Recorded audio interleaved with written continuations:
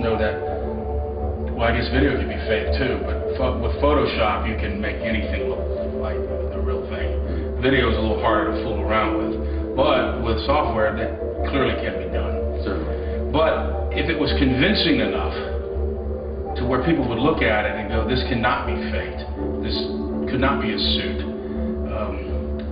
There is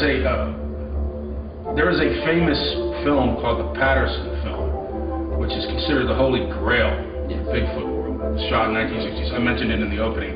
1967 by Roger Patterson and Bob Gimlin. And there was a movie, a documentary done about several Bigfoot researchers.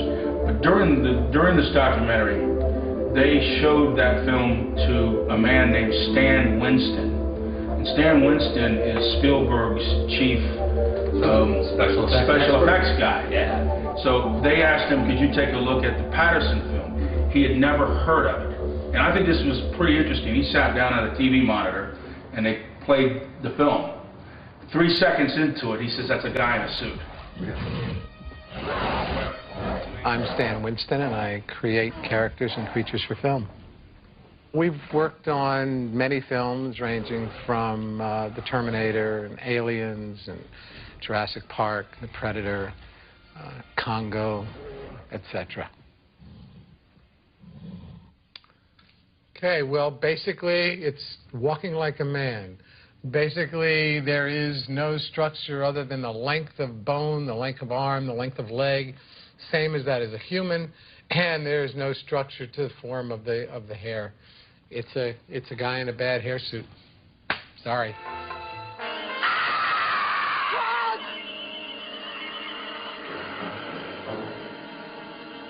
For a few $100s, they could have done this. For under $1,000 in that day, they probably could have had this suit made. If one of my colleagues created this for a movie, he'd be out of business. There was a gentleman, Janusz Prohaska, I believe what his name was.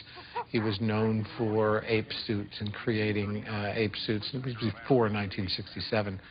And technically, his suits were far beyond what we're seeing here. Mr. Prohaska, you mentioned that the creature did not move, as if it were a costume. Do you think it would be possible to create such a costume? That would be a difficult... I don't think so. Because that costume, if this would be a costume, that would have taken such a long time to put the hair. You should put the hair by glue them on. That would take about 10 hours, the whole makeup job. And it looked to me very, very real. I'm doing this since 1939, and if that was a costume, that was the best I have ever seen.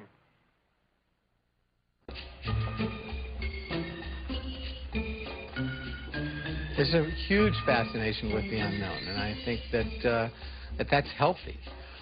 We do that in film, all those things that we want to say, boy, wouldn't that be cool, and I hope that's real. And I really want there to be a Bigfoot. I want there to be this creature out there that is just benevolent and sweet and big and hairy and that wouldn't hurt anybody but is big and strong. And I want to believe that. And that's why I'm in this business, because not because I believe, but because I want to believe. And we should never kill our fantasies. And I don't remember whether Winston helped them try to recreate it, but they attempted to recreate it with their big budget and with a special effects suit and with cameras and whatever. They failed miserably. The guy in the suit looked awkward. He looked a good 300, 400 pounds lighter than the Patterson film guy. So I think, even though Winston may be correct, the fact that even to this day no one can reproduce that film, duplicate it, means that there's a strong possibility that they may have filmed something that day. You mean anything? Okay, how would you explain, to try to defend the Patterson film, Patterson at that time could not have been aware of digital technology, computer, photo enhancement, Photoshop, this type of stuff. how do you explain that over time, as computer analysis becomes more and more sophisticated, that more and more perplexing detail is brought out that shows, like on the face of Patty, you see the hair growing out of the cheek with bare spots, which is what you would expect on a real animal, where a suit would have just, you know, all hair with hokey looking. The close-ups that I've seen that are digitally enhanced are taking a very small piece of a grainy film frame and enhancing the living daylights out of them to where it may be over-artifacting and creating artifacts where none actually existed to begin with.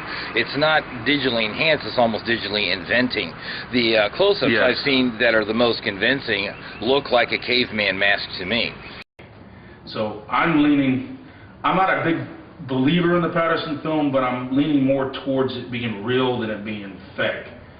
Because how do two guys that are basically broke California cowboys pull off such a high-tech type of a hoax that 40 years later, with computer software and digital enhancement, details are being brought out in the film that are amazing, like hair growing out of the face, the fact that the animal had mammary glands. These would be details that two hoaxers who were looking for a quick buck wouldn't fool with. Why would you? We're going to sell some stills to a magazine and make $900. Yeah. Screw it. Now we got to put the suit on and walk, and we'll do it. Right. But yes. Okay. Probable hoax. When you take into context everything, including what Gimlin, who he was, Bob Gimlin, where he went after that, who Roger Patterson was, what he was doing, what he stood to gain, what Gimlin stood to gain, where they were at the time in their careers, who they knew, the companies they worked for, and Patterson's reputation. Right. Now, Patterson, I believe, went to his grave still defending the Bigfoot film. Well, and Bob Gimlin, who is still with us and in his late 80s and doing very well health-wise, he still makes appearances at Bigfoot conventions, and he still maintains that he and Roger shot a genuine Bigfoot. Now, not to say anything even remotely critical of Mr. Gimlin, could it be just that now that he's like a superstar in Bigfoot, he just doesn't really want to give up that notoriety? That's it exactly. His identity is now tied into this film. Because he always wears the cowboy hat when he goes, but he's from out west, so that may not be unusual. You always wear a Jimi Hendrix hat. Right. So, okay. If it were conclusively proven that the film was a hoax, he'd have no more career left. But since the only witnesses are either dead or missing to the entire affair, except Gimlin, he has really nothing to lose by keeping it up. Okay. One. For centuries, the Native American Indians in the South have told stories about a large, hairy man that lives in the swamps and the pine forest. And with the continuous amount of sighting reports and with newly discovered evidence like your footprints that you found and the prints that I have found and what others have come across, tells me that this may be more than just folklore.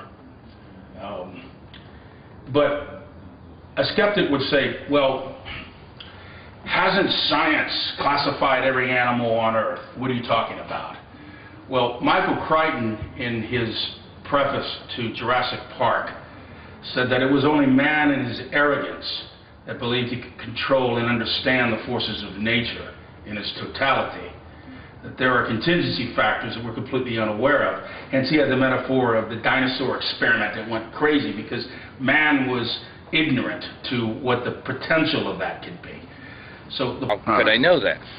All I can say as a skeptical person is, you tell me you saw Bigfoot, you tell me you have a film of a Bigfoot, I like to say, where is your evidence? Is this your evidence? Is this all you have? Is this an eyewitness? Can it be photographed again? You know, it'll appear tomorrow. If it's just a blur on a piece of film, right. that's good as far as it goes. And part of the scientific process is repeatability. Sure. So if you need to know if coyotes exist, then you can repeatedly show skeletal evidence, photographic evidence ad infinitum that these animals actually exist.